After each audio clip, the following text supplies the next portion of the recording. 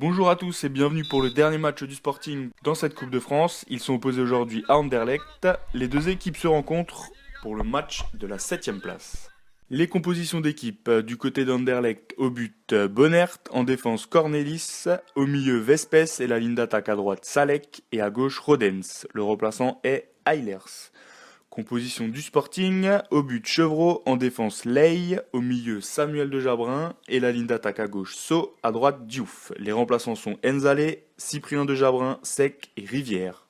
Deuxième minute, coup franc au 7 mètres, axe droit pour Anderlecht. C'est joué à 2, Alexandre Vespes se décale sur la droite, il frappe au premier poteau et ça passe à côté, pas loin de la lucarne gauche du gardien chilicois.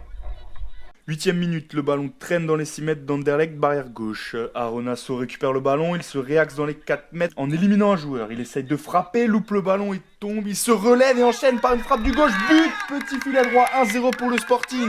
Sur cette frappe d'Aronasso, le Sporting ouvre le score sur sa première occasion du match. Quel réalisme! On voit bien sur ce ralenti que dans un premier temps, la frappe tentée par Aronasso le déséquilibre. Il tombe, puis se relève et enchaîne directement une frappe du gauche qui va finir dans le petit filet droit du but d'Anderlecht.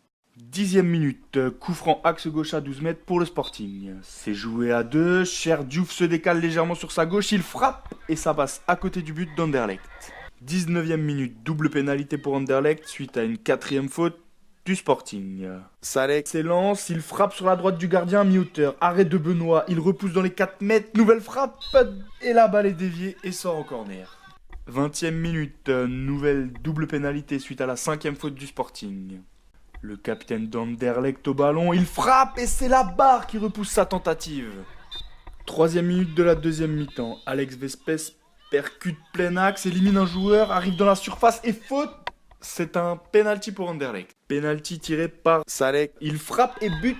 Frappe sur la gauche du gardien, mi-hauteur. Anderlecht égalise. Et le score est maintenant de 1 but partout. Sur ce ralenti, on voit bien que l'attaquant d'Anderlecht va ouvrir son pied droit pour ajuster le gardien sur sa gauche. 12ème minute, le numéro 6 qui accélère dans les 8 mètres plein axe. Il frappe et c'est repoussé par la défense. Ça lui revient dans les pieds. Il enchaîne un nouveau tir et bute. Frappe soudaine à mi-hauteur sur la droite. Anderlecht prend l'avantage en marquant ce deuxième but. On voit bien sur ce ralenti qu'après cette frappe contrée, il va enchaîner tout de suite une frappe du coup du pied droit pour trouver le but. C'est terminé ici au Plessis-Trévise pour ce dernier match de classement. Anderlecht l'emporte donc 2-1 et le Sporting finit 8ème de cette compétition.